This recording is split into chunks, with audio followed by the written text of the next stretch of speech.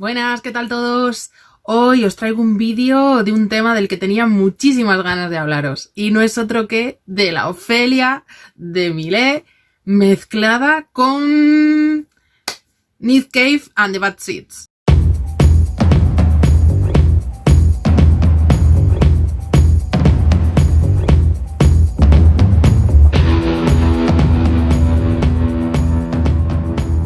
Y diréis, madre mía, otro vídeo hablando de la Ofelia de Millet.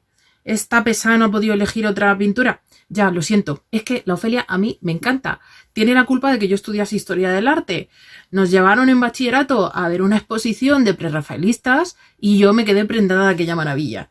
Y hasta que no pasaron unos años más y pude volver a visitarla en la Tate, pues bueno, como que me faltaba algo.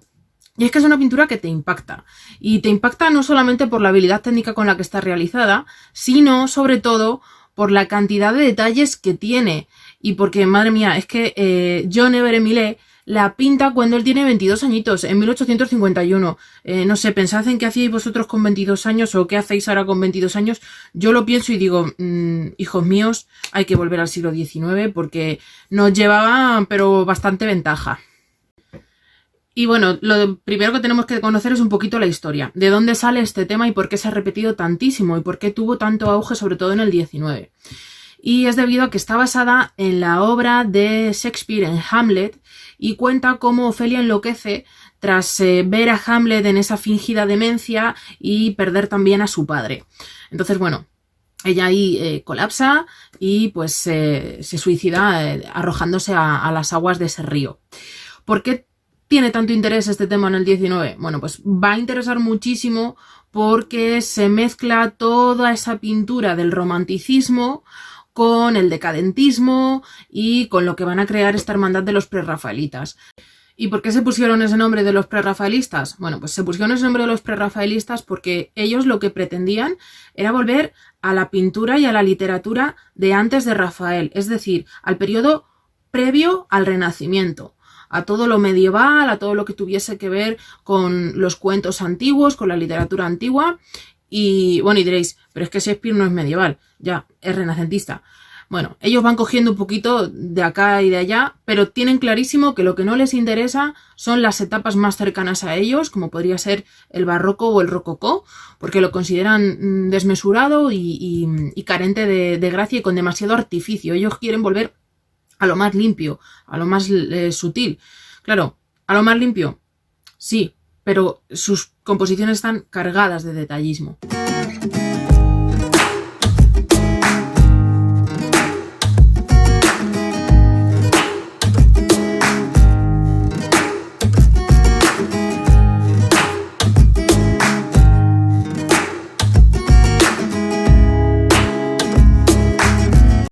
Bueno, ¿y qué pasa con el pintor? Con John Everett Millet.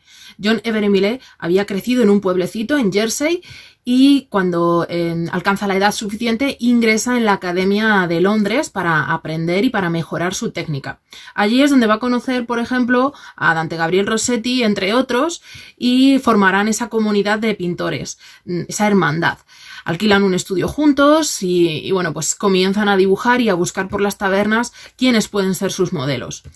En todo este transcurso, ¿qué sucede? Bueno, pues que se cruzan, se encuentran con la que después va a ser la musa y con la que terminará casándose con Rossetti, que no es otra que quien va a aparecer retratada en esa Ofelia, que es Elizabeth Siddal.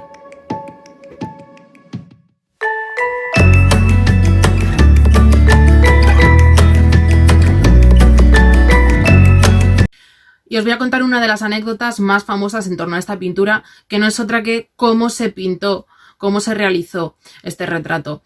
Y bueno, pues no se les ocurrió mejor idea para darle realismo y dramatismo a la composición que colocar una bañera en medio del estudio y meter allí a la pobrecita de Elizabeth Siddal con esa cantidad de capas y capas de tela de vestido allí metida en el agua. ¿Y qué ocurrió? Bueno, pues que al principio, claro, calentaban el agua colocando un montón de velas alrededor de la bañera. ¿Pero qué pasó? Que mientras que Millet estaba pintando, pues una corriente de aire apagó todas aquellas velas y el agua se fue enfriando poco a poco.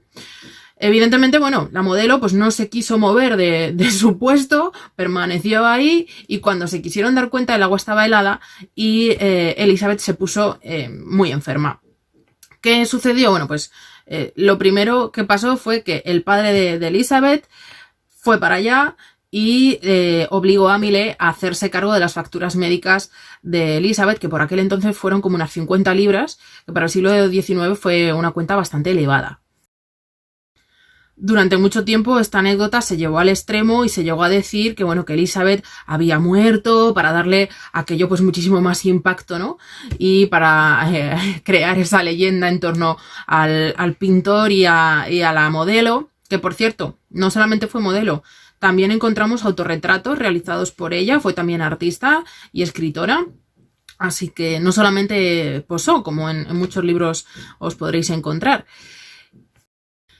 La obsesión por el detalle era tal la que tenía Millet que, bueno, que le hizo incluso a irse a tomar nota de los exteriores, a pintar in situ, y a día de hoy, gracias a la investigadora Barbara Webb, sabemos que donde se pintó fue en la orilla oeste del río Hawksmill, en la población de Old Melden, en Surrey.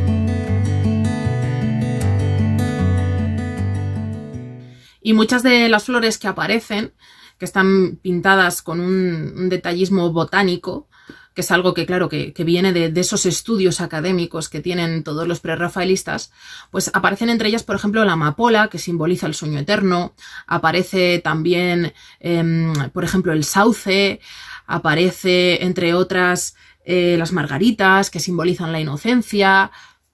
Como curiosidad os diré que, bueno, que Millet pintó unos narcisos, pero se dio cuenta que no tenían nada que ver con el resto de flores, que no estaban en época, y las repintó y lo que encontramos es un lirio.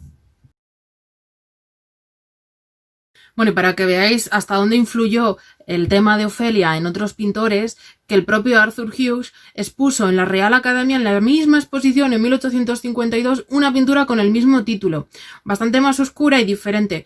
Os la dejo por aquí para que la veáis y os hagáis una idea de la diferencia entre ambas.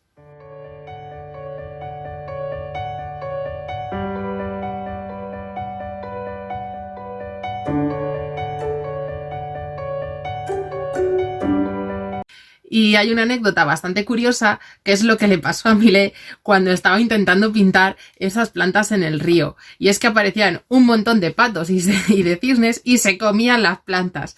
Y estaba desesperado, se tiró más de 11 horas entre que se sentaba, echaba los cisnes, volvían a aparecer, conseguía pintar algo. Bueno, un desastre.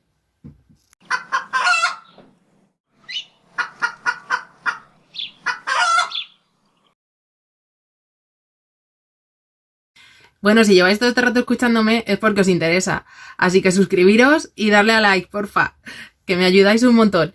Bueno, os sigo contando. ¿Por qué vamos a relacionar esto con Nick Cave? Bueno, pues porque Nick Cave contó en una entrevista que él llevaba un montón de tiempo obsesionado con Kylie Minogue y que quería hacer una colaboración con ella.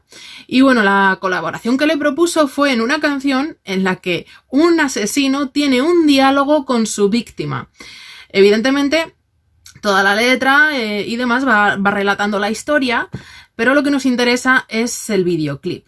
El videoclip, que fue rodado en 1995, lo que muestra es ese momento en el que ella aparece ya como en una especie de espectro, de aparición, de fantasma, viendo desde fuera cómo su asesino la está tirando al agua, ¿no? Y la está dejando un montón de rosas.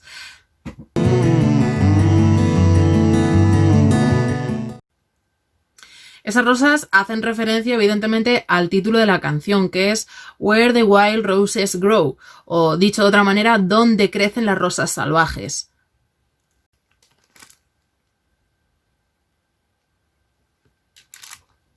Quien va a dirigir el vídeo va a ser Rocky Schenk. Toma principalmente como referencia, como os estaba comentando, la Ofelia de Millet, pero aparecen también pinturas como Hilas y las ninfas de John William Waterhouse, pequeños detallitos en distintos fragmentos del vídeo.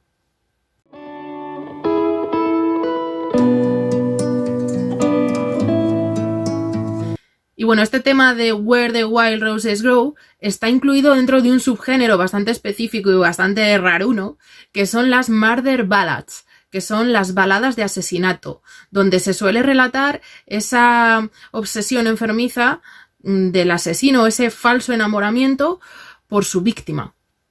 De hecho, el álbum en el que estaba incluido esta canción tiene el mismo título, Murder Ballads. Se parece bastante a lo que les sucede a los románticos, y es que esa obsesión por las pasiones desmesuradas, la muerte, el amor no correspondido, etcétera, etcétera, van a ser el leitmotiv de muchas de sus pinturas. Y la influencia de la Ofelia de Millet no solamente se queda en este vídeo de música de Nick Cave, sino que también la encontramos en películas como Melancolía de Lars von Trier o en muchísimas sesiones fotográficas de diversos artistas.